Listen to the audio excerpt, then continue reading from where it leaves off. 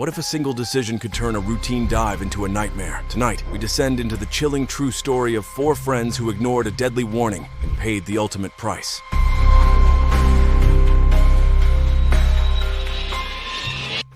Vortex Springs tragedy. On the weekend of April 12, 1980, sunlight glinted off the crystalline waters of Vortex Springs in Holmes County, Florida, a popular diving site nestled in the Panhandle's lush wilderness. The spring's surface shimmered like liquid sapphire, but beneath that facade lurked a labyrinth of submerged tunnels and jagged limestone. Alongside a reputation so grim, locals called it the diver's graveyard. By 1980, Vortex Springs had already claimed 24 lives. Its neighbor, Morrison Spring, boasted an even deadlier tally, 28 fatalities. Yet, like moths to a flame, thrill seekers kept coming. Among them were 4 young men from Texas: Ronnie Tyner, Johnny Swan, Merritt Stagg Stagger, and Russell Hill. All in their early 20s, they arrived with open water certifications, boundless confidence, planned to explore the cave system. What they lacked was formal cave training, a detail that would prove fatal. Cave diving demands specialized skills, gas management, silt-out navigation, and the discipline to follow rules carved in blood. Vortex Springs had one ironclad rule: stop at the sign. The sign, a fluorescent marker bolted to the cave wall, loomed 250 feet from the entrance. Beyond it lay a maze of narrow passages, 0 visibility zones, and currents strong enough to snap guidelines like thread. For non-certified divers, it was a boundary not to cross, but rules, as history shows, are often ignored.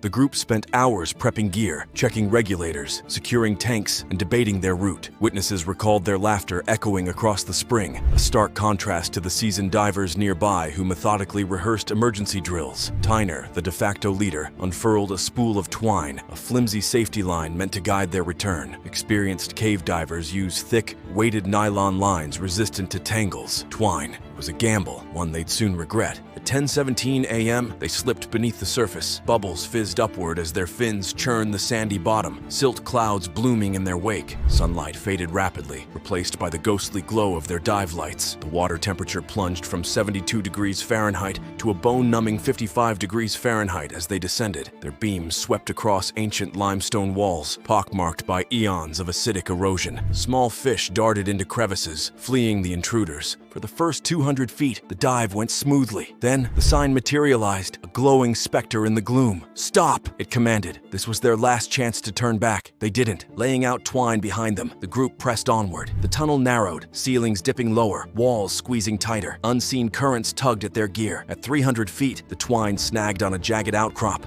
Swan, trailing the group, paused to free it, a delay that broke their rhythm. Minutes later, the line snapped entirely, recoiling into the darkness. Panic flickered, but Tyner motioned them forward. They'd find their way back. They had to. The twine snapped with a soundless twang, vanishing into the void. Without their lifeline, the divers were adrift in a maze of stone. Ronnie Tyner signaled the group to continue, his flashlight beam trembling slightly as it carved through the ink-black water. They swam deeper, their bubbles rising in frantic clusters. The cave's architecture grew more oppressive. Ceilings sloped downward, passages narrowed to shoulder width, and jagged limestone teeth threatened to snag their gear. Unknown to them, current had shifted. A subtle undertow, born from distant underground springs, began tugging them sideways. Merritt Stagger, lagging behind, kicked harder to keep pace. His fin clipped a rock, sending a plume of silt billowing into the water. Visibility dropped instantly. The beams of their dive lights reflected off the particles, creating a disorienting whiteout. Panic is a slow poison in cave diving. It starts with a skipped breath, a racing pulse, then spreads like wildfire. Johnny Swan, the youngest of the group, felt it first. His regulator slipped from his mouth as he hyperventilated, bubbles erupting around his face. Russell Hill swam to him, shoving the mouthpiece back between Swan's teeth, but the damage was done. Swan's thrashing stirred more silt, reducing visibility to 0. Now blind, the group fumbled for contact. Tyner grabbed Hill's arm. Hill clutched Stagger's tank, and Stagger reached for Swan, but Swan was gone. In the chaos, he drifted into a side passage. The twine coiled around his ankle like a serpent. He jerked, yanking the line taut. The others felt the pull. Tyner turned, his light sweeping over the chaos. What he saw froze him. The twine had woven itself into a nightmarish web, entangling limbs, tanks, and regulators. They were trapped in their own safety net. Above, on the sun-drenched boardwalk, concern simmered. By 2:30 p.m., the group had been underwater for over 2 hours, far beyond their planned dive time. Witnesses alerted park rangers, who mobilized a rescue team. Among them was Johnny Manuel, a grizzled cave diver with a reputation for retrieving the unrecoverable. Manuel suited up swiftly, his gear meticulously checked, dual tanks, backup lights, a knife strapped to his calf. He knew Vortex Springs' tricks. At 3:07 p.m., he plunged into the spring, trailing a reinforced nylon guideline. The water clarity stunned him. Vortex Springs' upper reaches were pristine, sunlight filtering through like liquid gold. But as Manuel descended past 200 feet, the environment shifted. The limestone walls closed in, glistening with algae. 250 feet, he found the stop sign and the frayed remnants of twine. Beyond the sign, the cave yawned into darkness. He followed the twine's path, its cheap fibers fraying like cobwebs. Then he saw them. 4 figures, suspended in the water. Their bodies formed a grotesque tableau, limbs twisted, masks askew, eyes wide behind fogged glass. The twine bound them together in a macabre embrace, looping around wrists, ankles, and tank valves. Swan's hand clutched a rock, fingertips raw from clawing. Hill's regulator dangled uselessly, its mouthpiece bitten through. Most chilling, their knives remained sheathed. Manuel radioed the surface, his voice steady but grim. What happened in those final moments? Autopsies revealed no equipment failures. Tanks held residual air. Regulators functioned. The answer lay in psychology. The first theory, a panic spiral. Cave divers trained for touch contact, keeping a hand on their buddy's tank at all times. But when Swan kicked up silt, the group broke protocol. Separated and blind, they likely groped for each other, tangling the twine further. Nitrogen narcosis,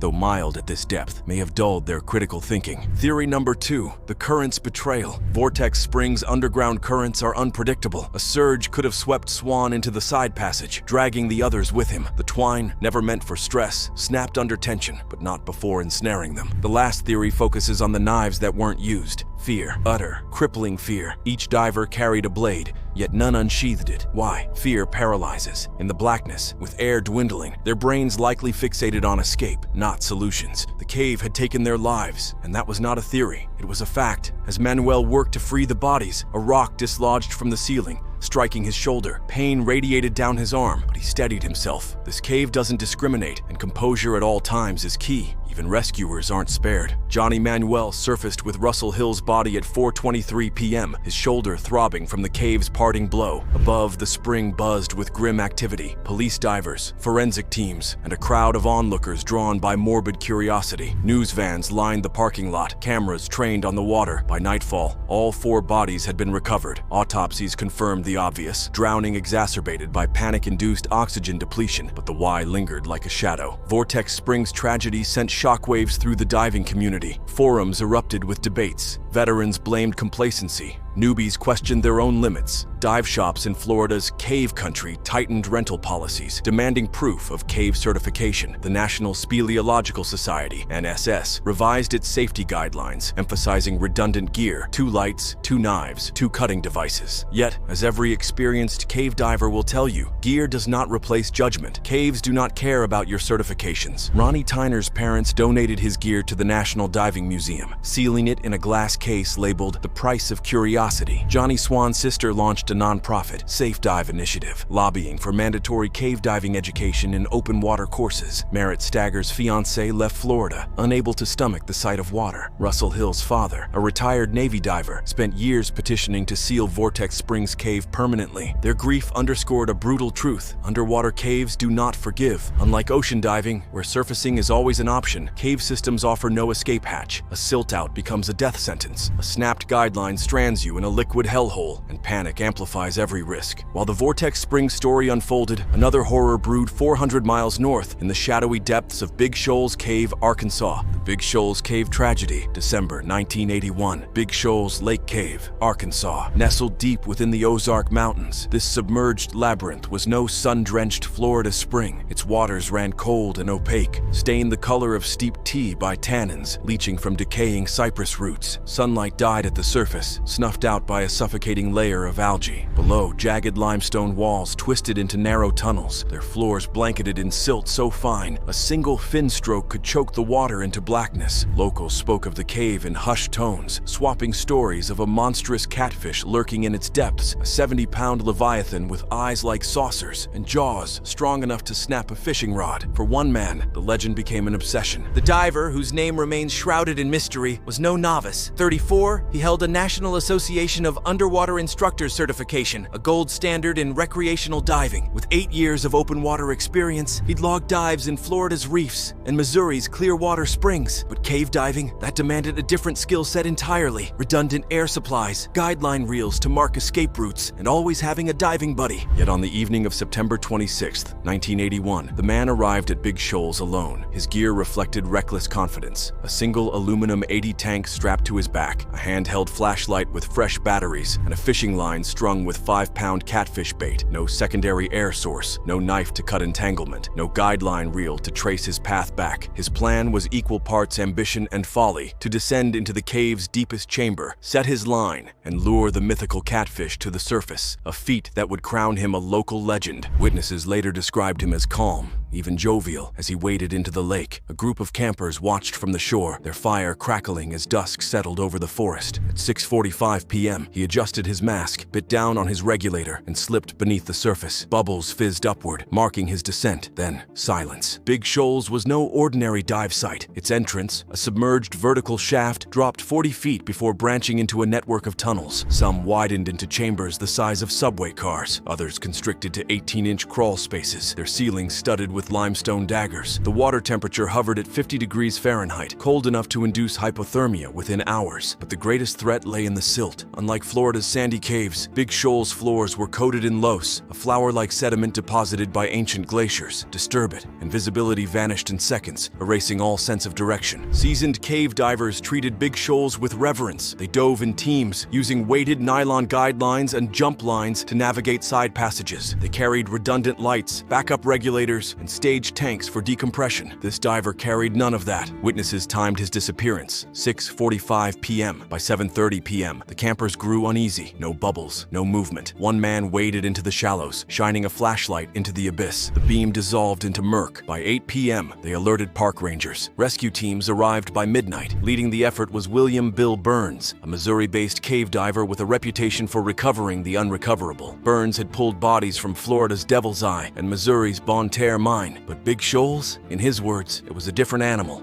At dawn, Burns geared up, dual aluminum 80 tanks, a halogen primary light, and a reinforced nylon guideline reel. His team included Tom Cook, a Kansas City rescue diver, and 2 support swimmers. Their mission shifted from rescue to recovery. If he's in there, Burns said, he's not coming out alive. Burns descended at 7:12 a.m., his light cutting through the tannin haze. The entrance shaft yawned beneath him, its walls slick with algae. At 40 feet, the tunnel branched. Burns chose the eastern passage, a known catfish spot. The ceiling dipped suddenly, forcing him to crawl. His tanks scraped against limestone, the sound echoing like nails on a chalkboard. Then, he found the fishing line. It stretched taut into the darkness, the hooks still baited. No struggle, no torn line, just an eerie stillness. Burns radioed the surface, found his trail, proceeding. At 90 feet, the tunnel narrowed to 20 inches. Burns removed his tanks, pushing them ahead as he wriggled through. Sediment bloomed around him, reducing visibility to 0. He switched to touch navigation, fingertips tracing the wall. Suddenly, the line went slack. Ahead loomed a restriction, a jagged gap barely wider than a human torso. Burns squeezed through, his dry suit snagging on limestone. Then, catastrophe. A shelf above him cracked, raining debris. A rock gashed his forehead, blood clouding his mask. He backpedaled, yanking his guideline. Abort! Cave's collapsing! Tom Cook took over at 10:30 a.m. His team dove in pairs, tethered by safety lines. They reached the restriction Burns had fled, but the silt had settled. Cook inched forward, his light revealing a grim sight. The fishing line snapped and frayed, dangling from a rock. Beyond it, the tunnel widened into a chamber. Hope flared until a diver's fin brushed the ceiling. Los exploded into the water, a whiteout so thick Cook's partner vanished at arm's length. They retreated, only to find their safety line tangled in a snag. Cook slashed it with his knife, surfacing with 300 psi left. Another diver, determined to push further, wedged himself into the restriction. As he squirmed through, a basketball-sized rock dislodged, pinning his leg. His scream echoed through his regulator, bubbles frothing as he thrashed. Cook's team hauled him up, his femur fractured, his wetsuit soaked in blood, and at 2 p.m., Cook called off the search. The cave had won. Decades later, the question still haunts. What exactly claimed him? Some speculate the fishing line, his own reckless design, snared his legs, or tank valve, pinning him to the cave floor as panic devoured his air supply. Others point to the silt, that ever-present menace. A single misstep could have churned the Lois into a blinding cloud, sending him spiraling deeper into the labyrinth until his tank gasped empty. Even equipment failure looms as a possibility, a flooded light drowning him in darkness, or nitrogen narcosis warping his judgment as he fumbled for a non-existent backup. But beneath these theories lies an uglier truth: hubris. This diver, seasoned in sunlit waters, believed open water skill could tame a cave. Big Shoals, with its silt-coated teeth and whispered legends, disagreed. To this day, the diver's body lies entombed in the cave. Park rangers occasionally find fishing lines snagged on rocks, ghostly reminders of a gamble that cost everything. The catfish legend endures, a dark punchline to a tragedy that never should have happened. The tragedies of Vortex Springs and Big Shoals have a chilling symmetry, their lessons etched not just in silt and stone, but in the patterns of human error. Both divers stared down explicit warnings. Vortex's fluorescent stop sign bolted at 250 feet, Big Shoals' local lore of vanishing acts, and dismissed them as hurdles for lesser minds. They traded caution for curiosity, treating safety protocols like suggestions scribbled in margins. Vortex's sign, a literal red line, became a dare. Big Shoals' whispered legends, mere campfire stories to outshine. Their gear choices read like a manifesto of hubris. At Vortex Springs,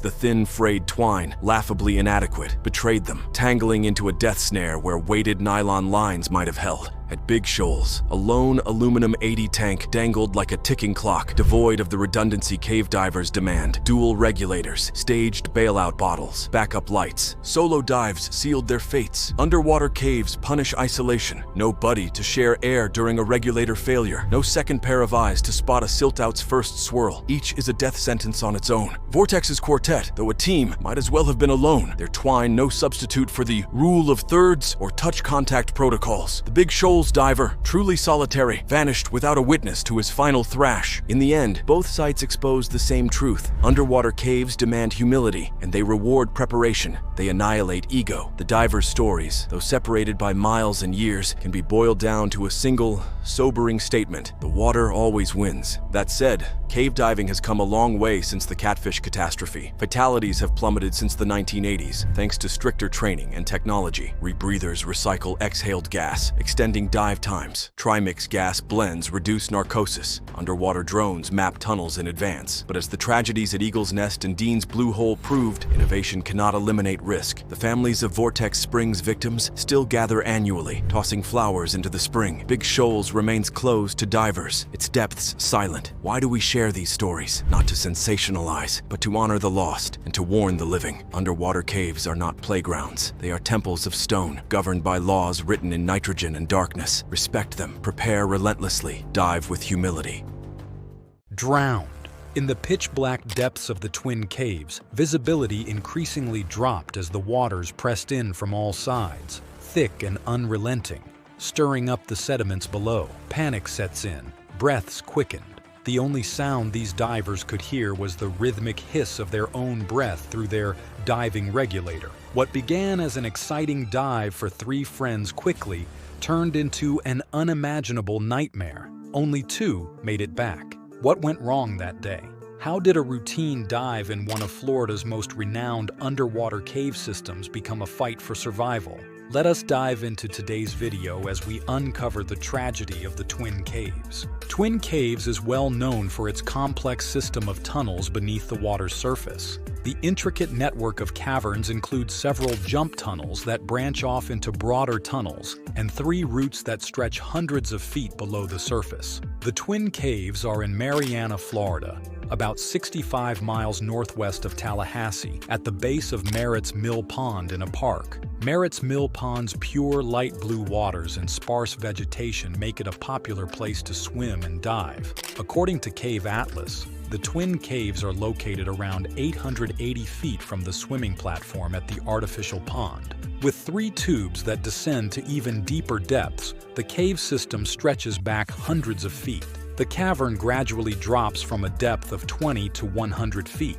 Cave adventurers caution that the cave system is a low-flow cave that, if divers are not careful, can quickly fill or become plugged with silt, resulting in zero visibility. Authorities have noted that if you become nervous in small places, this isn't the path for you, due to the cave's extreme tightness. 3 seasoned divers who were united by their love of exploration had set off on March 18, 2025. For them, cave diving was a vocation rather than just a pastime. Every plunge into the quiet underwater world was an experience, a test, and an opportunity to see the breathtaking beauty that lies beneath the surface of the planet. They were aware of the dangers and had received a great deal of training. However, no amount of experience could totally remove the threats that were concealed beneath Twin Caves' maze, even with their preparedness. It was intended to be a typical dive for these divers, an opportunity to discover and be in awe of the natural wonder beneath the surface. The caves, however, had other ideas. The conditions for the dive appeared to be ideal. The divers were able to see the complex rock formations and meandering tunnels ahead because of the great visibility provided by the crystal-clear water. It was a beautiful, tranquil setting, exactly what scuba divers want. The 3 moved steadily and deliberately as they ventured deeper, confident and ready.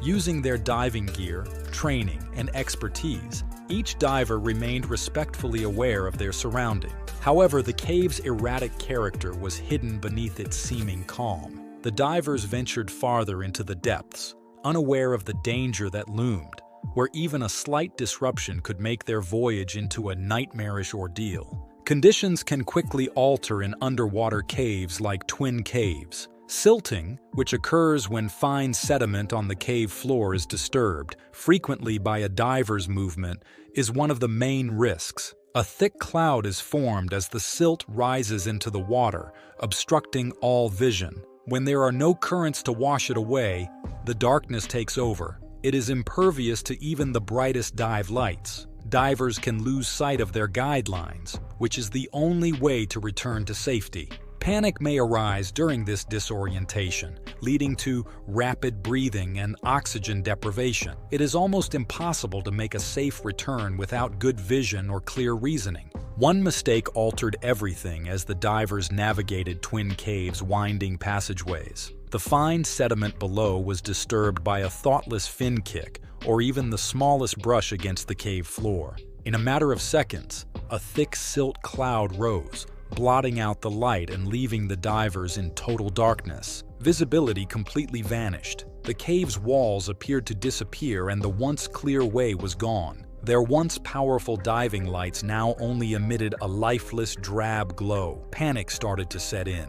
They tried to remain quiet, but the blackness around them felt oppressive, and muffled breathing reverberated through their regulators. With hand signals no longer visible, the divers scrambled to communicate. The guide rope was their sole hope of survival as they sought it through the confusing emptiness. However, one diver lost contact amid the confusion. Desperate and confused, they drifted farther away, unable to locate the others due to the silt cloud. The diver's sense of direction deteriorated when he was alone and separated. The silt cloud became thicker with each movement that agitated the water more. Now that the party was split up, one of them was having trouble finding a route back to safety. 2 of the divers eventually found their way back towards the entrance by following the guiding rope after what seemed like an eternity in the oppressive darkness. With adrenaline still pumping through their veins, they gasped for oxygen as they emerged from the water. One diver was missing, so the relief was fleeting.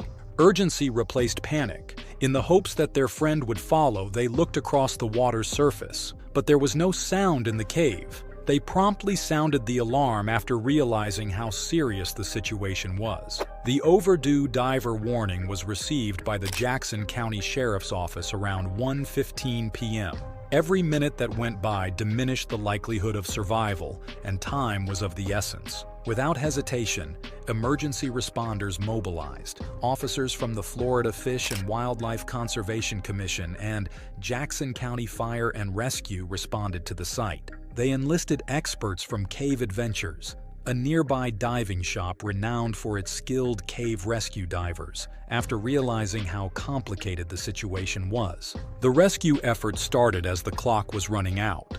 Time had already been lost in the quiet depths of Twin Caves, and now the hunt for the missing diver was on. An incredible challenge confronted Mehdi Zanetti, a committed cave instructor from Cave Adventures. He was skilled at exploring complex underground systems, but he had never conducted a high-stakes rescue operation or a body retrieval. Zanetti, however, did not hesitate when the cry for assistance came. Darkness and the mounting fear of the unknown greeted him as he entered the Twin Caves. With silt obscuring the water and making seeing impossible, visibility had gotten to almost nothing. Zanetti, however, maintained his composure and trusted his instincts and training. He located one of the missing divers, a woman who was frantically looking for her companion after carefully making his way through the labyrinthine tunnels. She was alive despite the tense circumstances. After promptly evaluating her condition and making sure she was stable, Zanetti observed her as she walked to safety. He came to the sobering realization that the other diver was still out when he surfaced. Every second counted and time was running out. Zanetti made a crucial choice, determined to keep searching. He changed from his rebreather to open-circuit scuba gear and got ready to go down again. Open-circuit scuba has a limited air supply, the switch was dangerous, and the cave's circumstances were only becoming worse. Knowing that the diver's life hinged on his tenacity, Zanetti persisted. It was completely black within the cave. He could no longer see and had to rely solely on touch to navigate. Aware of the jagged rocks and tight spaces, he felt his way along the rugged cave walls. The blackness became even more opaque as each movement agitated more silt. Zanetti's concentration never faltered, even though panic could have easily set in. Desperate to find any indication of the missing diver, his hands followed curves and lines on the cold stone. The silence was suffocating, the tension intolerable. It was an endurance test against the harsh conditions of the cave, time and fear. Zanetti's bravery and tenacity, however, kept him going despite everything, praying for a miracle every second. As the rescue went on, minutes seemed like hours. Above the surface, waiting family members' hearts were torn between hope and terror. Their pain increased with each moment that went by without any news. A few stood motionless, while others paced tensely, staring at the water's edge. There was too much ambiguity. The emotional toll was as devastating for Mehdi Zanetti. He was an experienced cave instructor, but this was his first time recovering physically. His determination was weakened by the prospect of what he may discover. As he made his way down the dark cave, every breath reverberated in his ears. Everything was obscured by the silt, and he had to rely only on touch. Every action was planned. There was a fear of failing. His head was full of questions. Was there something he had overlooked? Would he be able to locate the diver alive? But he persisted even as hope waned. He could not comprehend that stopping now would mean giving up completely. The family's suffering increased above. Expectations were raised with each diver who emerged from the cave, but they were dashed by the quiet. However, they held on to optimism because they were hesitant to let up. Zanetti's resolve remained unwavering below. He was aware that the family needed explanations. He was determined to complete the mission, no matter how terrible the result was, motivated by bravery, tenacity, and an unwavering desire to find closure. Every choice you make has the potential to make the difference between life and death. Mehdi Zanetti's decision to use open-circuit scuba equipment instead of a rebreather was not unique. Open-circuit devices release bubbles, which reduces dive time but offers more control and dependability in erratic conditions than rebreathers, which recycle exhaled air for longer dives. By prioritizing safety and visibility in the deteriorating underground environment, Zanetti saw the transition as a calculated risk. Rescues from caves are infamously difficult. Due to silt clouding the water, visibility frequently decreases to zero, leaving divers to rely only on touch. Additionally, communication was practically impossible without unobstructed sight. No signals, no radios. Divers used tried and true hand taps and line tugs, but these techniques were ineffective in the whirling blackness. Zanetti's instincts took over as she blindly navigated the winding corridors of the cave. The intensity of the mission was reflected in every beat of his heart. Despite the odds being against him, he never considered giving up. His determination stayed unwavering in the cave's unrelenting silence, which is a tribute to his bravery and the harsh realities of cave rescue. Mehdi Zinetti's hands moved purposefully around the cave walls in the oppressive darkness. The weight of uncertainty was crushing down, and the silence was deafening. Then, all of a sudden, a devastating insight.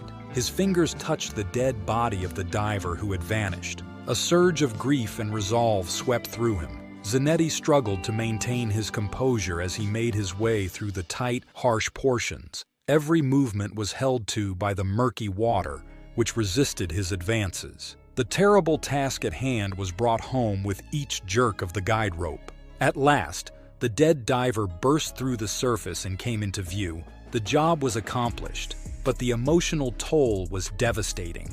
Recovery had replaced rescue, making a lasting impression on everyone who saw it. There was a sense of urgency on the surface when Mehdi Zinetti and the dead diver came out of the cave. Rescue crews got to work right away. With each compression driven by the fervent hope of recovery, the medics began cardiopulmonary resuscitation.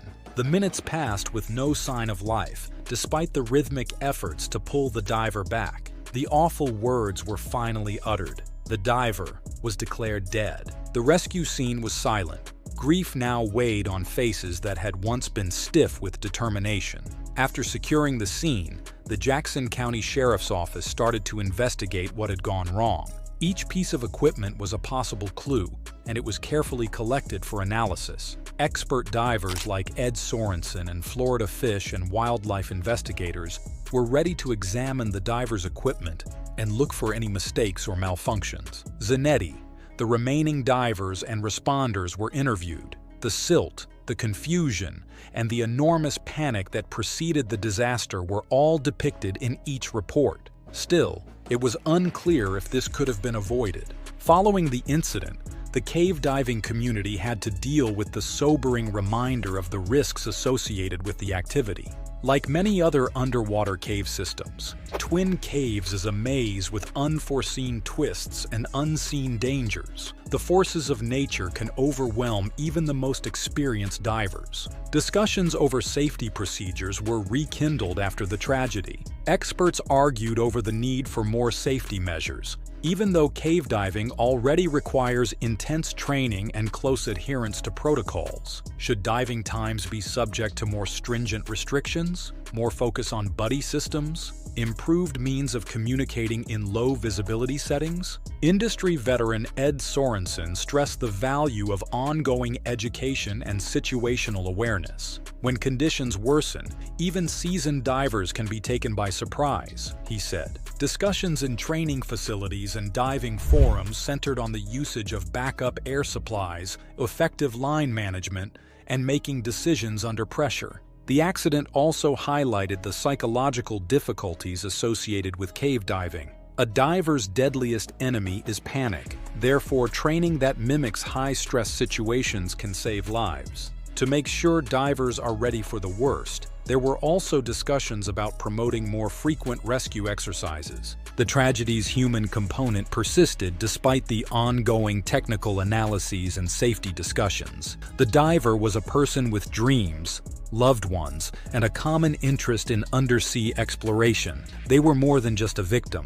Their passing created a hole in the community, and friends and other divers expressed their sorrow. Many people praised Mehdi Zinetti's courage. Even though it was his first recovery mission, his tenacity and fortitude were clear. He bravely faced insurmountable hurdles as he ventured into the unknown.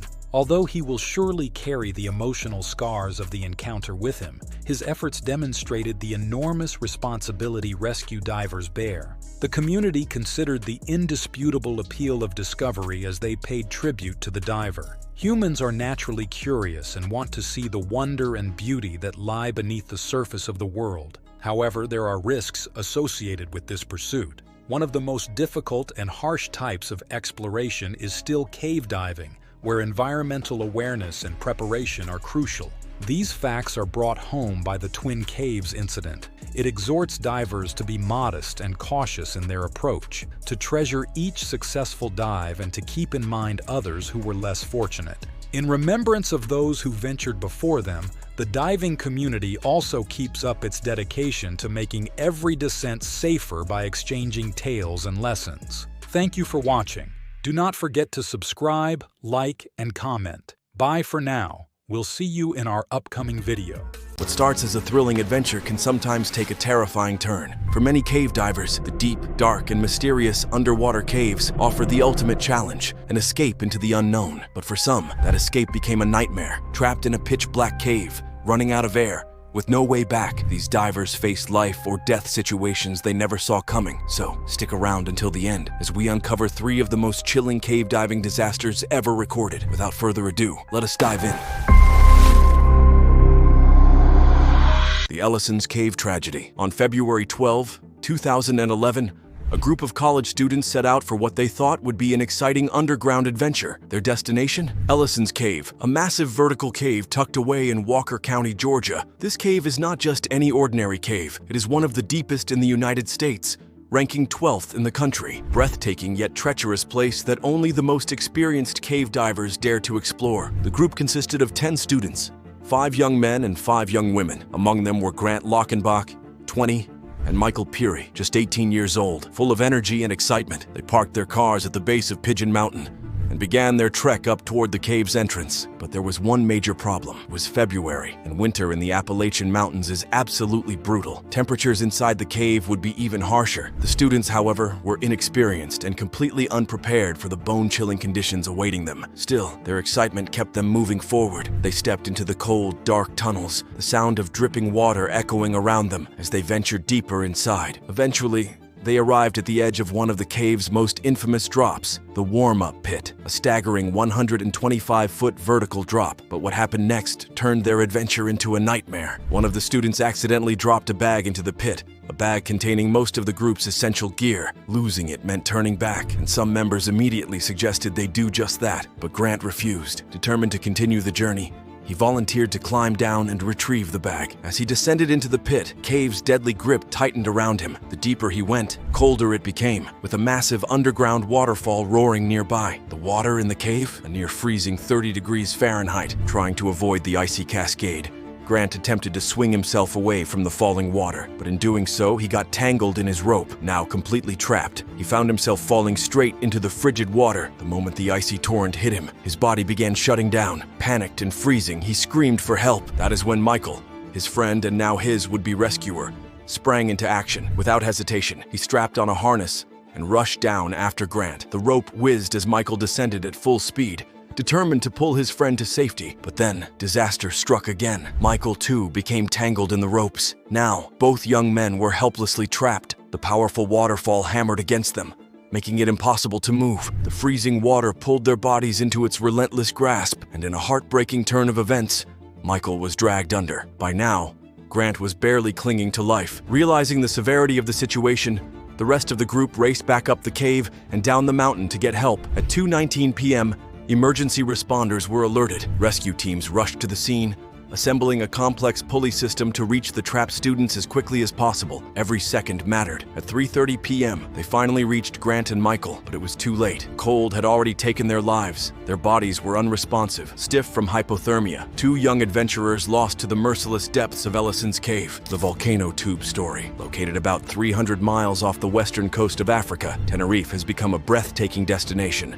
attracting millions of tourists every year with its stunning beaches, rugged cliffs, dense pine forests, and fascinating cave systems. However, Tenerife's caves are unlike those found in many other parts of the world. Rather than being formed by water erosion over millennia, these underground passageways were carved by the movement of molten rock, known as lava tubes. They are remnants of past volcanic eruptions, left behind as lava flowed outward, cooling at the surface while continuing to move deep below. Some of these tunnels stretch for miles, creating an intricate underground network. The island is home to Cueva del Viento, the largest volcanic tunnel in Europe, spanning an impressive 11 miles. While many tourists flock to Tenerife for its sunny coastlines, only the most adventurous explorers venture into these underground marvels. On February 10, 2007, a group of nearly 30 hikers set off on what was supposed to be a scenic and leisurely trek through Tenerife's rugged landscapes. The Tenerife Association of Friends of Nature had organized the expedition, and the group included several members who were familiar with the terrain,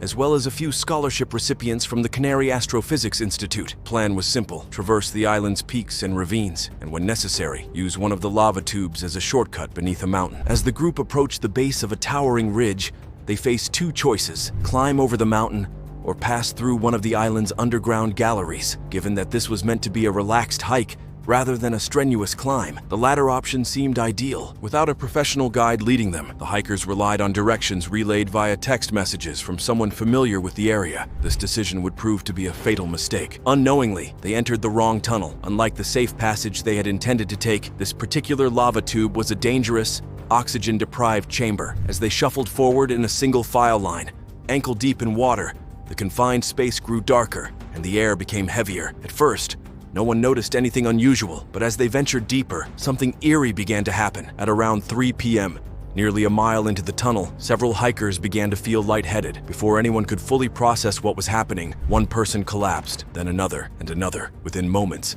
60 out of the 29 hikers had lost consciousness. Those at the back of the group, though experiencing similar symptoms, managed to turn around and escape. They rushed out of the cave and called emergency services, desperate to get help for their unconscious companions. By the time rescue teams arrived at 4:45 p.m., they faced a harrowing challenge. Reports from the survivors suggested that the tunnel was filled with an unknown gas. Moving forward without caution could put the rescuers themselves at risk. As they made their way inside, they found several hikers slowly regaining consciousness, allowing them to walk out on their own. Others, however, remained completely unresponsive. The deeper the rescuers went, the stronger the smell of gas became. Oxygen levels were critically low. The narrow tunnels, just 6 feet wide and 6 feet high in some places, made extraction even more difficult. By the early morning hours of February 11, they had managed to remove most of the unconscious hikers, but 6 individuals were still trapped deep inside. By the time rescuers finally reached them, nearly 20 hours after the group had first entered the tunnel, it was too late. The 6 had succumbed to oxygen deprivation, their bodies showing no signs of life. Tragically,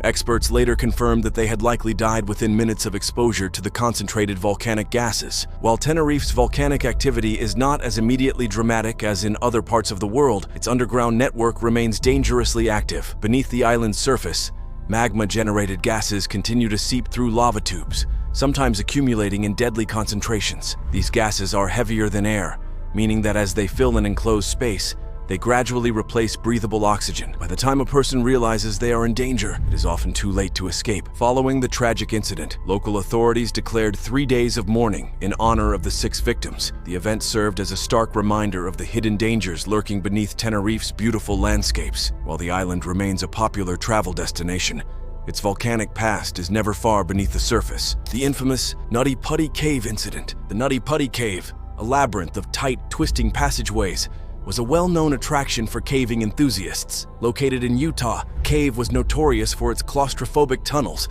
drawing thrill-seekers eager to test their limits in its challenging network. However, one tragic event in 2009 would forever change the fate of this cave, turning it from a daring adventurer's playground into a solemn, sealed-off tomb. On November 24, 2009, 26-year-old John Edward Jones, a skilled cave diver, embarked on what he thought would be a thrilling underground journey. He, along with his brother and 2 other companions, ventured into Nutty Putty Cave, excited to navigate its tight corridors. Their goal was to locate a well-known section of the cave called the Birth Canal, a particularly narrow passage where explorers had to squeeze through before reaching a small chamber where they could turn around and crawl back out. This was a test of flexibility and composure, and many cave divers relished the challenge. However, an unfortunate miscalculation would soon turn this adventure into a nightmare. As they made their way through the underground maze, John mistook an uncharted tunnel for the birth canal. Unlike the actual passage, this one was even tighter and far more treacherous. Undeterred, he continued forward, inching his way through the confined space, believing he was on the right path. As he maneuvered deeper, he expected to find the anticipated turnaround point, a space where he could shift his body and begin the journey back. But what he encountered was something far worse. Instead of an opening, he found himself staring into a narrow vertical fissure leading downward. Believing that this was part of the route, he made a devastating decision. He forced himself forward,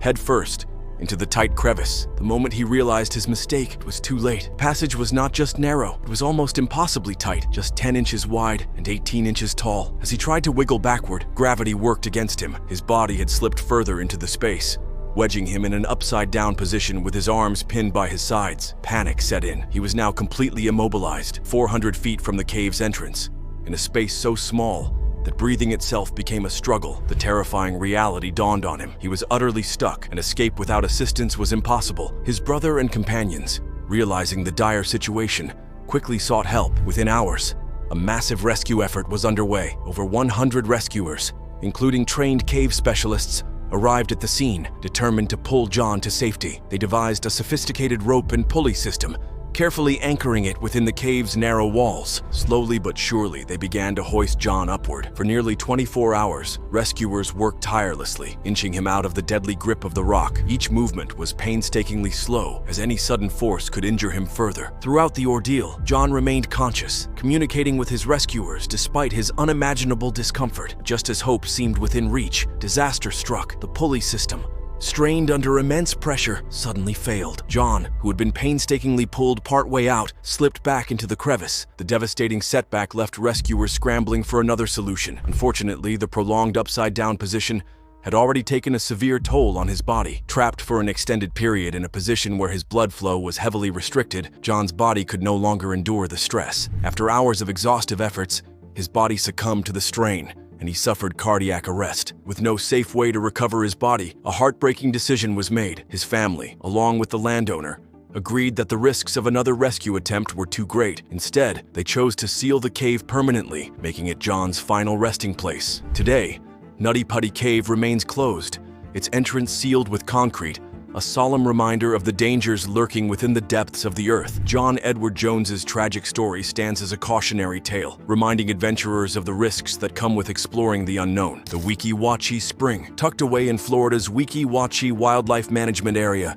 just north of Tampa, lies a spectacle that has drawn tourists for decades. Visitors flock to Weeki Wachee Springs to witness something truly mesmerizing: live mermaid performances. Within the clear blue waters of this state park, skilled divers dressed as mermaids captivate audiences with synchronized swimming routines in an aquarium-like setting. However, few who watch these enchanting displays are aware of the dark and treacherous secret lurking beneath the surface. Beneath the stage where these graceful performers dazzle crowds, an extensive and perilous cave system winds through the depths, earning the nickname the Mount Everest of cave diving. For many years, this mysterious underwater labyrinth remained largely unexplored. It was not until 2007, when drought conditions lowered the water levels, that a team of expert cave divers from the Karst Underwater Research Team finally had the opportunity to map its depths. What they discovered was astonishing. The cave system stretched over 6,700 feet in length and plunged to a depth of more than 400 feet, making it the deepest known freshwater cave system in the United States. With such an extraordinary revelation, it was not long before divers from around the world set their sights on exploring its hidden corridors. However, Weeki Wachee Springs is no ordinary diving destination. Due to its unpredictable and forceful currents,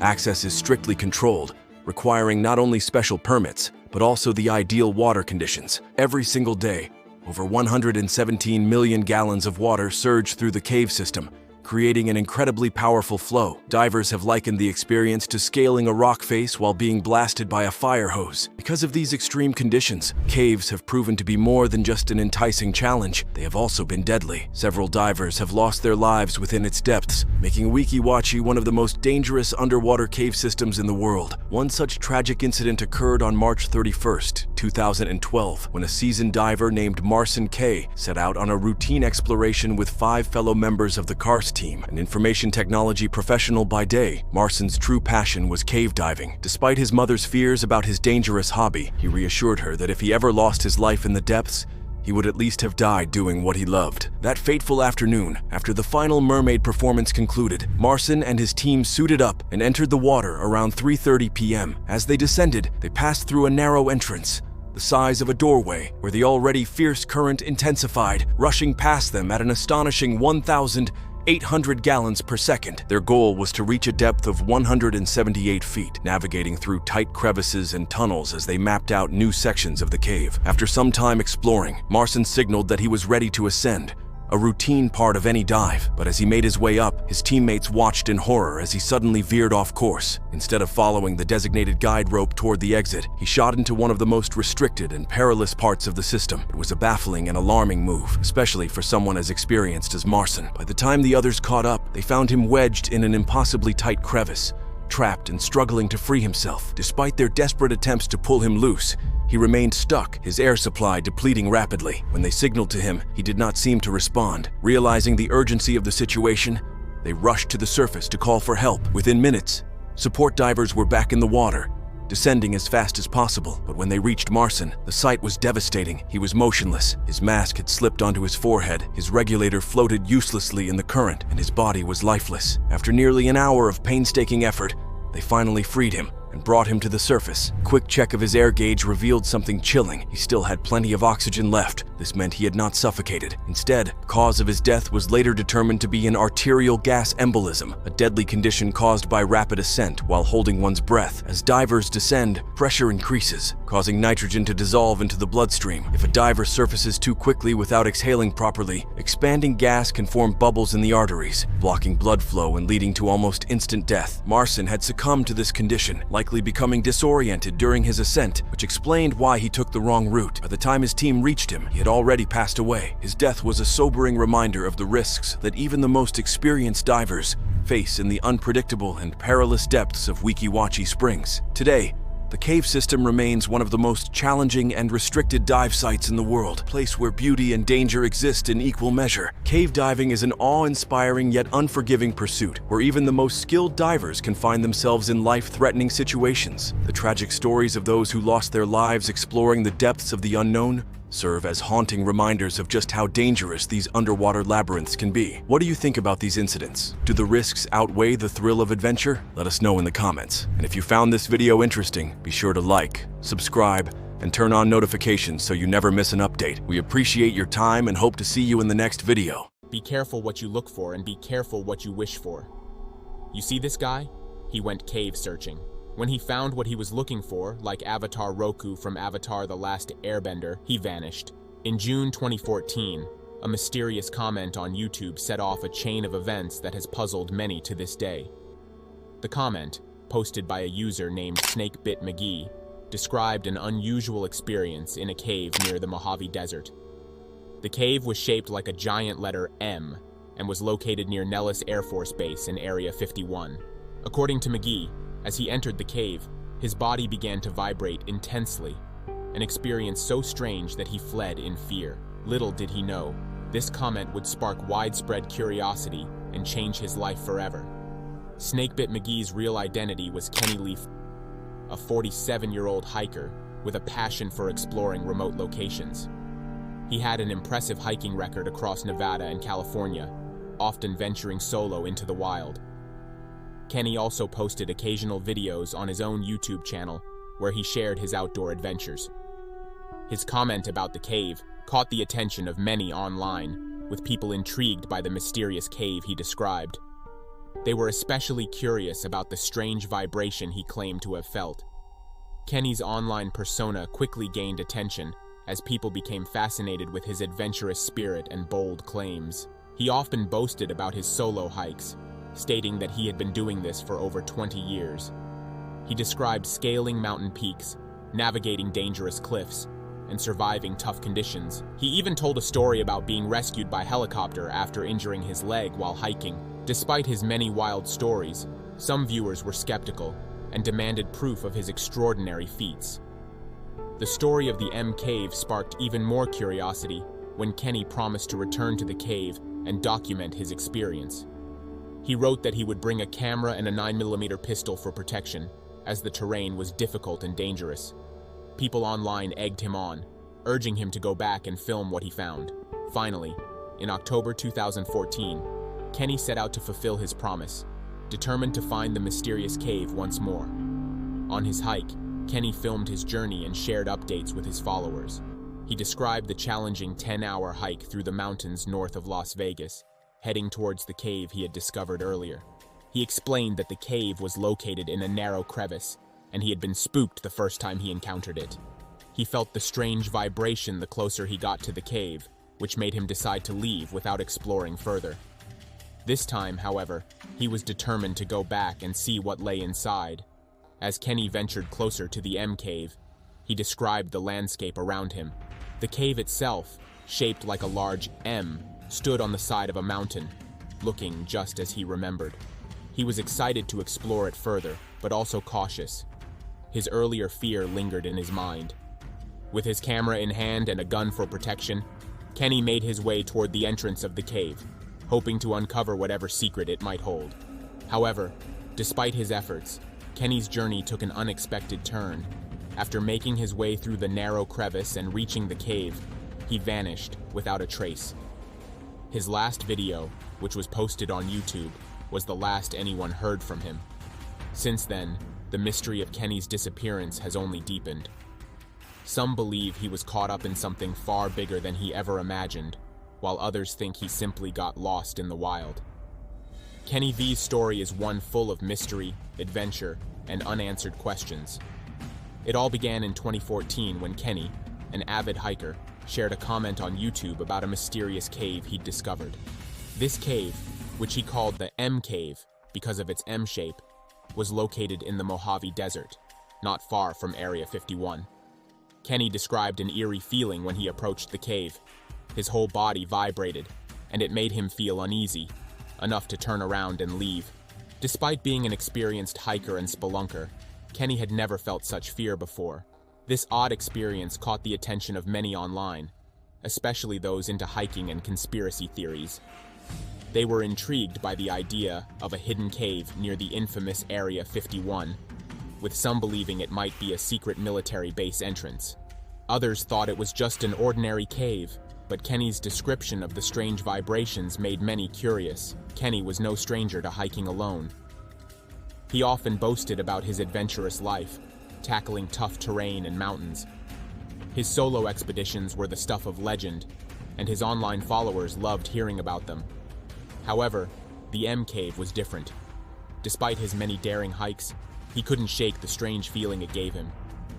This only added to the cave's mystery and sparked even more interest online. Soon after his comment about the M Cave, Kenny promised to return and film his next visit. He wanted to prove it wasn't just a tall tale. Many doubted him, accusing him of exaggerating or making up stories for attention. But Kenny, being the determined adventurer he was, wasn't one to back down from a challenge. He made plans to return to the cave, this time armed with a video camera and a firearm for safety. He promised his followers an exciting video, but his journey didn't go as planned. When Kenny went back to the Mojave Desert in October 2014, he set off on a 10-hour hike to find the M Cave. He filmed part of his journey, describing the terrain and the challenges he faced.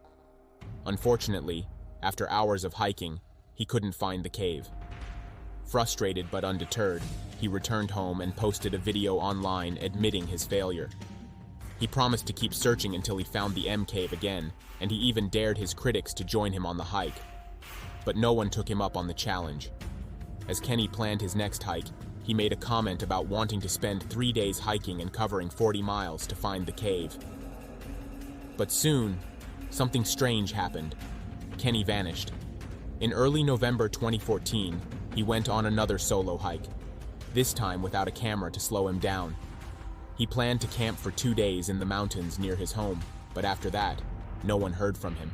His family didn't get any messages, and his ex-girlfriend became concerned. When she checked his Facebook page, she saw messages from friends saying he was missing.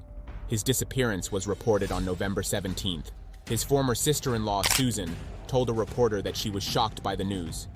She had just wished Kenny a happy birthday the day before and expected a reply, but that never came. As the days passed, more and more people started worrying. His family didn't know what to think. Some feared he had been reckless and hurt himself while hiking, possibly getting trapped somewhere in the desert.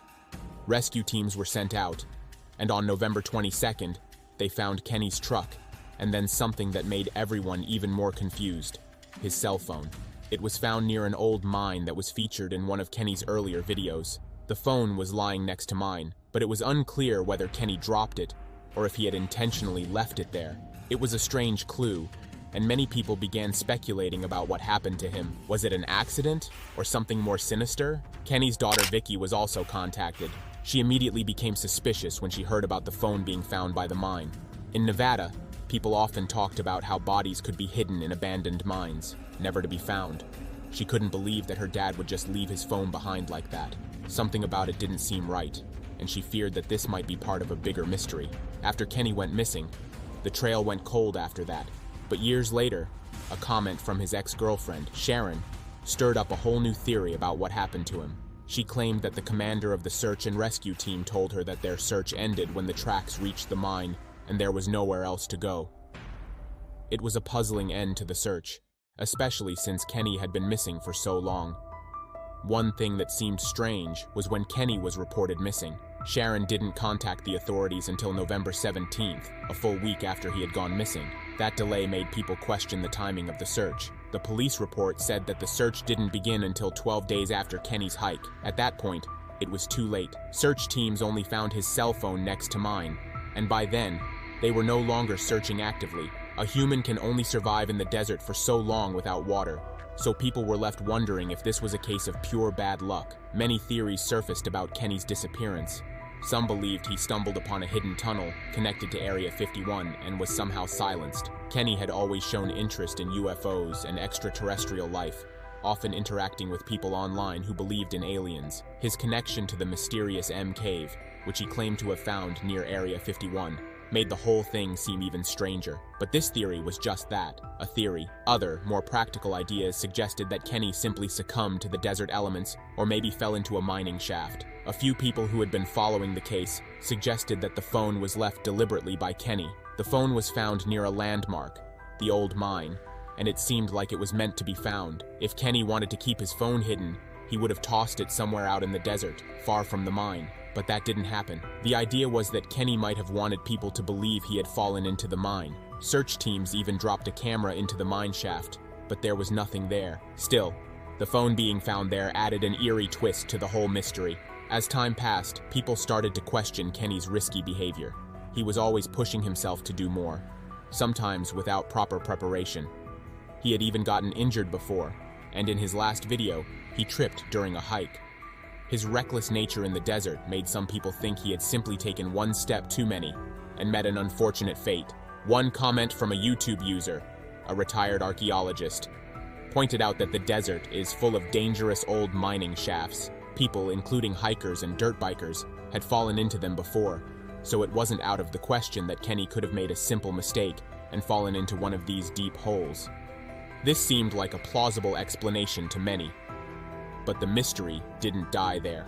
A bombshell comment appeared on YouTube from Sharon Pilgrim, who revealed herself as Kenny's girlfriend. At first, people weren't sure if she was telling the truth, but as more details came to light, it became clear she was. Sharon shared how she and Kenny used to go on daring hikes together, but she also offered a different perspective on his disappearance. She didn't think it was an accident at all. Instead, she believed Kenny had planned to disappear. Sharon explained that Kenny had been struggling with depression for a long time and had refused to take medication or see a doctor. A year before he disappeared, he had even quit his job. Sharon thought Kenny had gone into the desert with the intention of not returning. This new theory added another layer of complexity to the case. It was no longer just about a missing person. It was about someone who may have made a choice to vanish. Sharon's insight into Kenny's state of mind painted a picture of someone who had given up on life and didn't want to be found. It wasn't a tragic accident, but a decision driven by personal struggles. The search for Kenny was intense. A team of rescuers scoured the desert on foot while a helicopter flew overhead, but no sign of Kenny or his belongings was found. They did, however, find a cell phone near an old mine. This raised suspicions. Kenny left the phone behind on purpose, maybe to prevent anyone from tracking him through its GPS. His video camera, which he usually used for his adventures, was left at home, which made it clear he didn't plan on filming anything during this solo hike. One thing that stood out during the investigation was the cell phone found at the mine. Sharon, Kenny's girlfriend, mentioned something troubling. When Kenny was reported missing, the police found a computer in his house with the words, "Help me," written all over it, but nobody bothered to investigate his tech devices further, like his camera or laptop. They didn't check for any signs of a struggle or investigate his online activity. That seemed like a huge mistake. Sharon even suggested they could have found some clues if they had done a more thorough job. Sharon also recalled a conversation with Kenny a few weeks before his disappearance. He had told her that he was struggling with thoughts of ending his life, and that he planned to do it in the mountains where no one would find him. After that conversation, Sharon asked Kenny to check in with her every 5 days. If she didn't hear from him, she promised to call the police. Kenny was supposed to text her after 4 days, but when she didn't get a message, she contacted the authorities. That was the start of the search, even though Kenny had been missing for a whole week by then. Sharon wasn't the only one who remembered Kenny talking about disappearing. He told his brother Michael that if he ever decided to vanish, no one would find him. But Susan, who knew Kenny well, didn't believe that. Kenny had always been the positive, encouraging type. He was always there to lift people up when they were feeling down, and he had a way of turning bad situations into something hopeful. When his father passed away, Kenny had even spoken about it with Susan. The idea that he would just leave everything behind didn't seem to fit with the person he was. Internet detectives, also known as sleuths, started digging into Kenny's past to understand what might have led to his disappearance. They uncovered that Kenny's life had recently hit a rough patch. He had quit his job of 20 years, cashed out his retirement, and tried to start fresh as an inventor at the age of 47. He posted videos of his quirky inventions on YouTube, like a new kind of toilet paper holder. Despite his enthusiasm and creativity, none of his ideas ever made any money. His projects were commercial failures, and this left him in financial trouble. In fact, Kenny was so strapped for cash that he sold his house. He even made a YouTube video about it, calling it "Handsome Cowboy Sells Himself with His Home." He joked about how anyone buying the house would also get him as a caretaker. Despite his upbeat attitude, it was clear that Kenny was struggling. His inventions, his finances, and his life were all falling apart, and that left many wondering if it had all become too much for him. Kenny had a big dream. He wanted to sell his house, but still lived on the property as a caretaker. He wasn't just working for big companies anymore. He wanted to do things his way. Kenny had worked hard all his life, saving money and buying his dream house, but he wasn't ready to settle for the regular 9-to-5 grind. He had bigger plans. He wanted to create beautiful homes and sell them. However, he wasn't sure if those plans would work out. But not everyone agreed on why Kenny disappeared. Some people believed he was in debt and couldn't afford his house payments, leading him to make a tragic decision. But Susan, Kenny's friend, didn't buy that theory. She did some digging and contacted the Clark County Reporter's office. She found out that there were no liens on his property, and he didn't owe any money on it. He had even turned in a job application to a solar field company just a week before he left. So, according to Susan, there was no reason for Kenny to just walk away from everything, especially not his house. As the mystery of Kenny's disappearance grew, many online users started sharing their own theories. One Reddit user questioned if Kenny had really taken his own life. They believed it didn't make sense, especially since Kenny was always so upbeat and didn't want to hurt his family. As the internet buzzed with theories, Kenny's family also joined in on the conversation. A user who claimed to be Kenny's nephew posted a message remembering his uncle. He described Kenny as one of the best people to be around. He worked hard for everything he had and disappeared while doing what he loved. One thing that kept popping up during the search was the mysterious M Cave. This cave became a legend in its own right. The Red Rock search team even mentioned it as part of their search, but they never found it. Over the years, many hikers have set out to search for clues about what happened to Kenny or to find the elusive M Cave. Some have claimed to have found it, but no one has ever proven they discovered the real cave that Kenny had described. It's said to be shaped like a giant M, and it's located on the side of a mountain. Despite many claims, the cave remains a mystery, and the search continues. Some amateur investigators have become obsessed with finding it, but instead of answers, their efforts seem to just add to the pile of questions. Kenny had always said that he went into the cave and felt a strange vibration that scared him so much he ran away. He even planned to go back and get a gun, but Susan has her doubts about this story. She knows Kenny well, and points out that he always carried his camera with him on hikes. If he had really been scared by the cave, why didn't he take a picture or record a video of it? He dreamed of selling beautiful homes and making money doing what he loved, creating and inventing. However, not everything went according to plan. Some people believed Kenny's dreams had fallen apart. There were rumors about money problems, People said Kenny was struggling with his mortgage payments and couldn't keep up with his bills. The stress, they thought, might have pushed him to make a drastic decision. But Susan, a friend of Kenny's, wasn't buying it. She decided to look into things herself. She contacted the Clark County office to ask if Kenny's house had any debt attached to it. To her surprise, they told her there were no liens on the property. Kenny didn't owe anything on the house. This wasn't someone who was giving up, she thought. He had even applied for a new job just a week before he disappeared. He was trying to get a position at a company that installed solar panels. This didn't sound like someone who was planning to leave it all behind. Still, the mystery surrounding Kenny's disappearance grew. They didn't believe that he would suddenly end it all, especially not after all his hard work. It didn't make sense. They also pointed out that when Kenny's things were found near the mine, it didn't look like he left them there intentionally.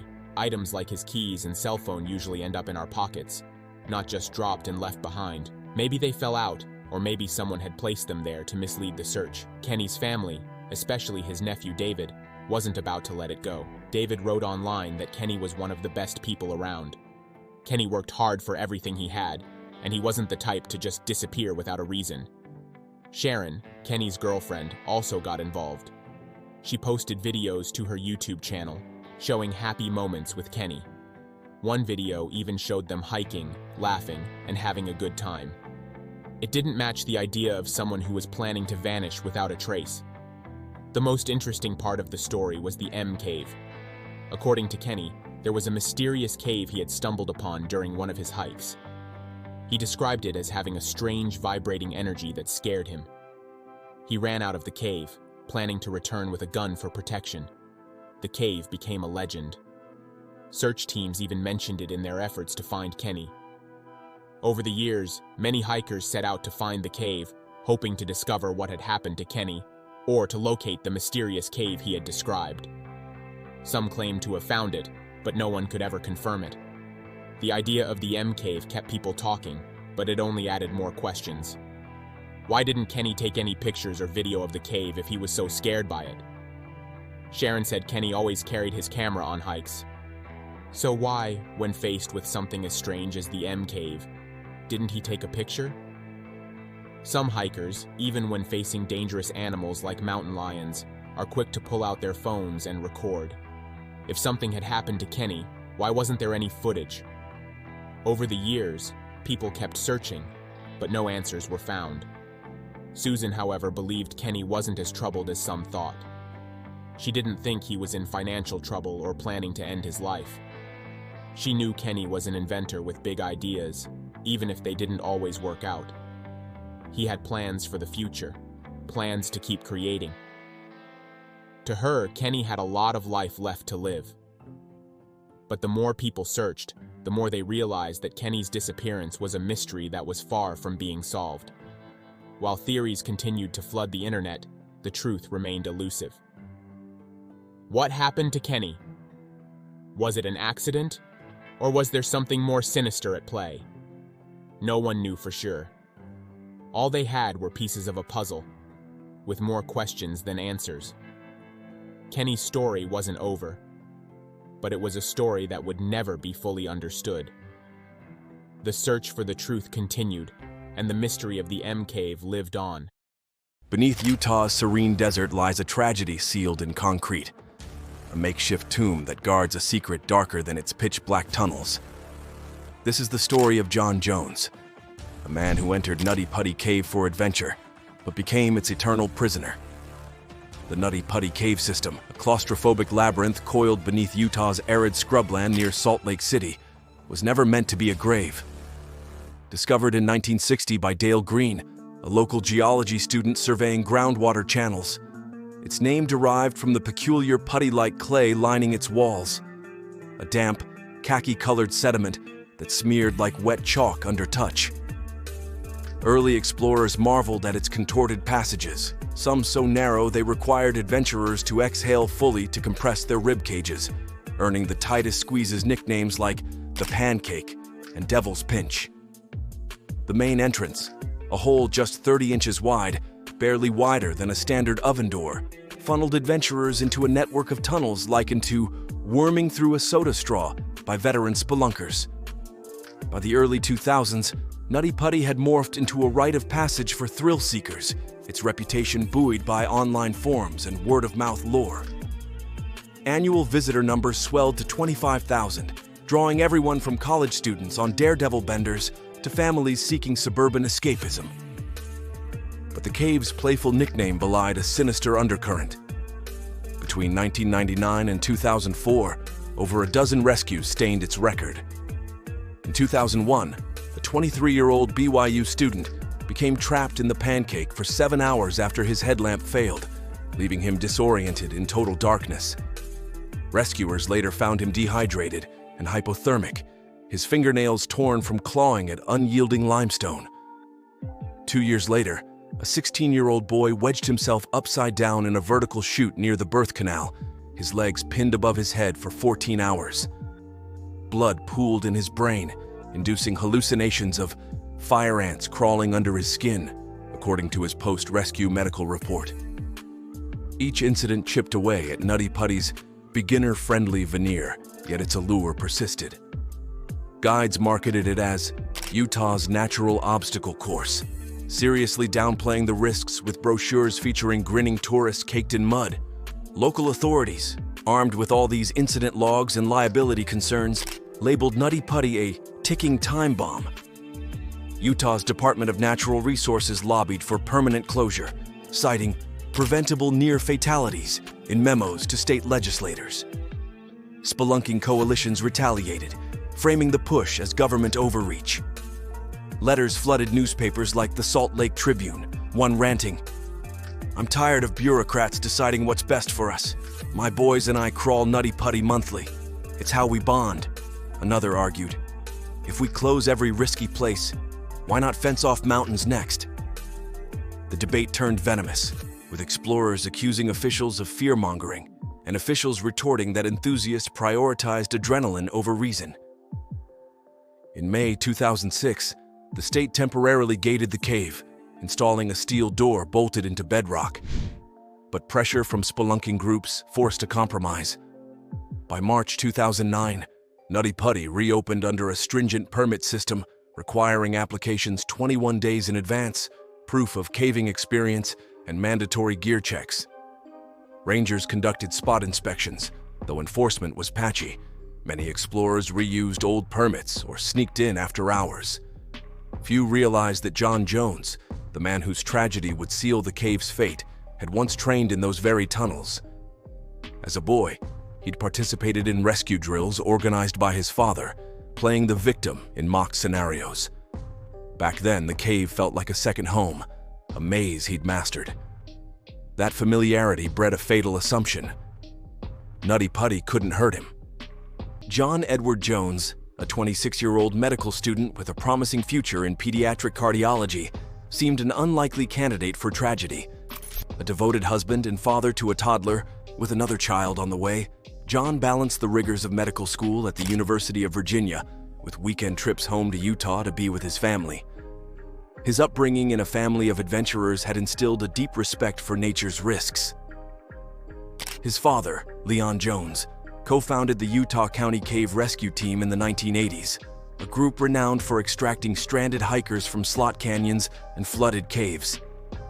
As children, John and his brother Josh often accompanied their father on training exercises, playing victims in mock rescues.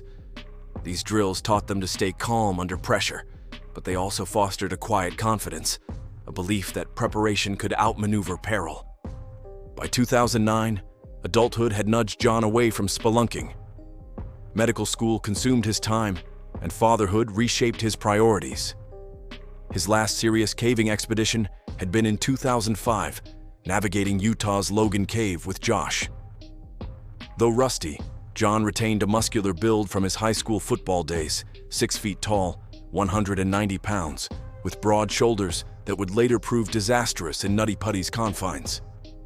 His brother Josh, slighter in frame but equally competitive, remained an avid cave diver, often boasting about conquering tight squeezes in online forums. That Thanksgiving weekend, John joined 10 relatives and friends, a mix of cousins, college buddies, and his brother, for what was billed as a nostalgic reunion trip to Nutty Putty. His wife, Emily, 9 weeks pregnant, stayed above ground with their daughter, Lizzie, unaware that the cave's revised permit system had glaring loopholes. Though the 2009 rules required groups to include experienced cave divers, the Jones brothers' childhood exploits and Josh's recent trips sufficed for approval. No one verified their technical skills or familiarity with Nutty Putty's updated maps, which had redrawn dangerous sections after a 2006 survey. The oversight proved fatal. At 8 p.m. on November 24th, the group geared up with handheld LED flashlights, nylon harnesses, and helmets borrowed from a local outdoor shop. The cave's entrance, a jagged maw half buried in sagebrush, exhaled a damp, mineral-heavy breeze. Inside, the temperature hovered at 55 degrees Fahrenheit, the air thick with the musk of bat guano and iron-rich sediment. The first hour passed without incident as they navigated the big slide, a sloping chamber wide enough to stand in, its walls glittering with calcite deposits. Laughter echoed off the rocks as they reminisced about childhood adventures, the camaraderie masking the cave's latent menace. Competitive banter soon shifted the mood. Josh, eager to showcase his expertise, dared the group to tackle the birth canal, a passage notorious even among seasoned cave divers. Named for its tortuous narrowness, the 80-foot-long channel demanded explorers to belly crawl while exhaling to shrink their chests, inching forward like human accordions. Its tightest stretches measured just 10 inches high and 18 inches wide, with jagged limestone snagging clothing and skin. Previous rescues here had required lubricating trapped individuals with dish soap, but the Jones brothers dismissed these stories as myths for tourists. John, despite his hiatus from caving, volunteered to lead. His medical training had honed a methodical mindset. He checked his gear twice before entering the passage. Josh followed, GoPro strapped to his helmet to document the epic crawl. The others lingered behind, unaware that the 2006 remapping had omitted a nearby offshoot, the corkscrew, a vertical fissure mistaken for a dead end. Poor signage and outdated maps left John blind to the trap ahead. As John wormed into the birth canal, his flashlight revealed walls striated with ancient watermarks, the rock pressing against his back like a coffin lid. He exhaled sharply to squeeze beneath a limestone lip, his ribs brushing the stone. For a moment, the cave seemed to relent. Ahead, a shadowy gap hinted at an exit. But it was a trick of topography. The gap marked the corkscrew's entrance, a near vertical drop into a stone throat, narrower than a laundry chute. John, focused on proving himself to the group, misinterpreted it as the birth canal's continuation. The corkscrew's walls narrowed to 10 inches wide, angling downward at a 45-degree slope. John, crawling headfirst, squeezed past a limestone lip by sucking in his chest. When he exhaled, his ribcage expanded, locking him in place. His body blocked Josh's view of the danger. Panic surged through John's body like an electric current as he realized retreat was impossible. The cave's walls, cold and unyielding, pressed his arms tightly against his sides, rendering them useless.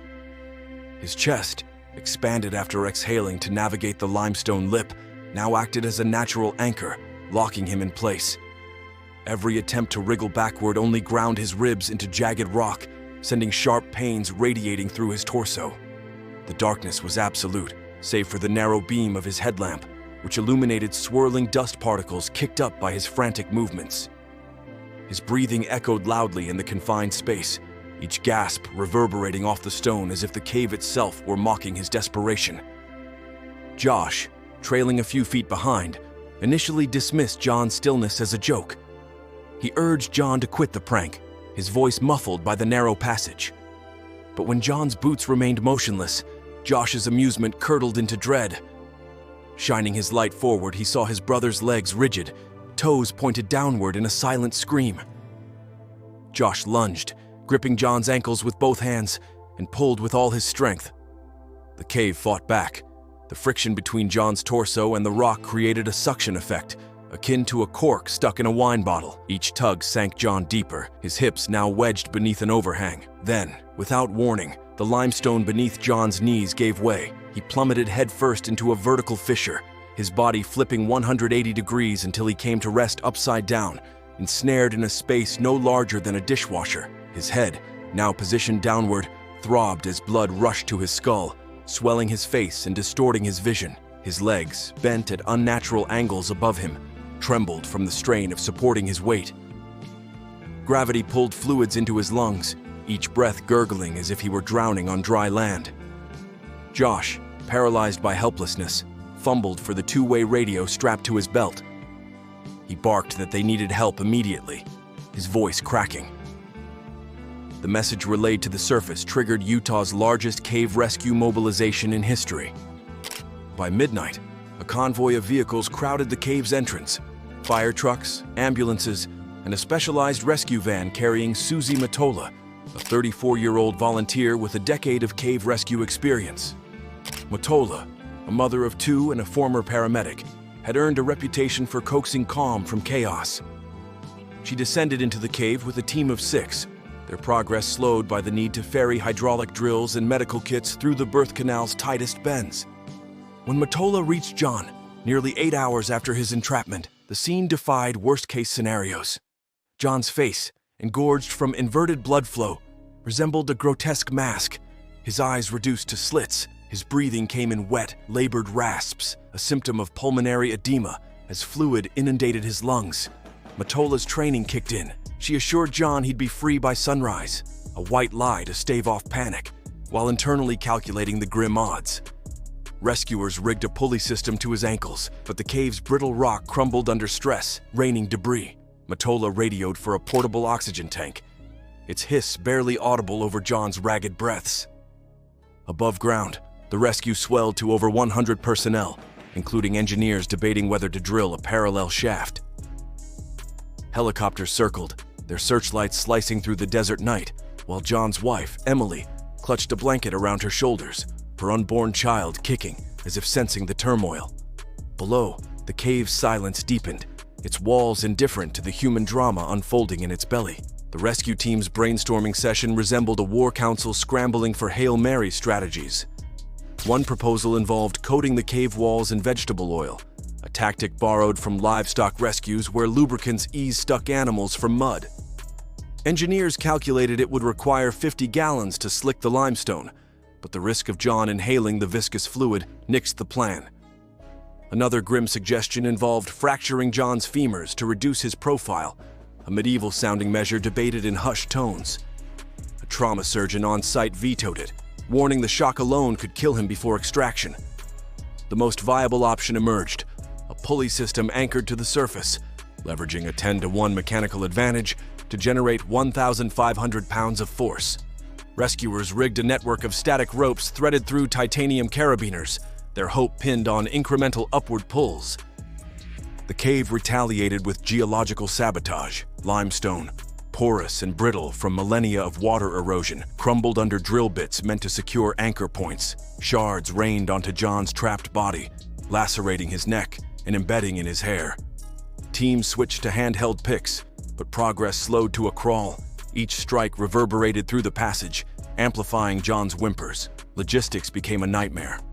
Rescuers navigated the birth canal single file, their gear snagging on calcite protrusions. A single round trip to ferry a drill or medical kit took 90 minutes, turning the operation into a Sisyphean grind. Volunteers rotated in shifts, their knees bloodied from crawling, while surface crews battled hypothermia in the 28-degree Fahrenheit desert night. As dawn bleached the horizon, a fragile victory emerged. The pulley hoisted John 14 inches, just enough to expose his left arm. A medic slithered down, IV bag clenched in his teeth, and threaded a catheter into John's vein. Fluid stabilized his crashing blood pressure, and for a fleeting moment, his voice steadied. "Tell Emily I'm okay," he murmured, but the cave's vengeance was swift. A carabiner snapped under strain, its steel pin sheared clean by uneven force distribution. John plummeted back into the crevice, the IV torn from his arm. His scream echoed through the passage, a raw sound that silenced the rescue team. By hour 12, John's speech dissolved into slurred monosyllables. A stethoscope pressed to his chest revealed the death rattle of pulmonary edema, fluid breaching his alveoli, turning each breath into a wet gasp. Rescuers rigged a makeshift oxygen mask from a camelback tube, but it merely prolonged the inevitable. Above ground, Emily Jones clutched a radio, her voice steady despite the static. "We're right here, John. Squeeze Josh's hand if you hear me." Unbeknownst to her, John's hands were pinned beneath his torso, fingers numb from circulatory collapse. The rescue roster ballooned to 137. Geologists, structural engineers, even a NASA consultant versed in confined space trauma. They faced a harrowing equation. John's inverted position had already funneled 30% of his blood volume into his skull and lungs. At this rate, cardiac arrest loomed within 10 hours. Teams prioritized the lift, a last-ditch plan to rotate John upright using inflatable airbags. But the cave's geometry mocked their ingenuity. Each tweak to the pulley angles consumed precious minutes, the clock ticking louder than the drills. The final attempt unfolded at hour 26, a desperate symphony of clanking pulleys and shouted commands. Rescuers had reinforced the system with aircraft-grade steel cables and industrial ratchets. Anchoring them to a bulldozer parked above ground, the modified rig generated 2,000 pounds of force, enough to hoist a small car, and for a fleeting moment, it worked. John rose 18 inches, his blood-streaked face emerging from the fissure. A rescuer wedged nearby locked eyes with him, later recalling how John rasped that the situation felt unbearable, his voice frayed but coherent. A weak smile ghosted across his lips, a final flicker of defiance. Then came the catastrophic snap. A titanium bolt, overstressed by uneven torque, suddenly gave out. The pulley recoiled like a wounded animal, its cables whipping through the shaft. John plummeted 22 inches, his head striking a limestone ledge. The impact knocked him unconscious, his body folding into a crumpled V-shape. Rescuers scrambled, but the cave's instability forced a retreat. And so, at 11:56 p.m., on November 25, 2009, a paramedic inched forward to check for vital signs.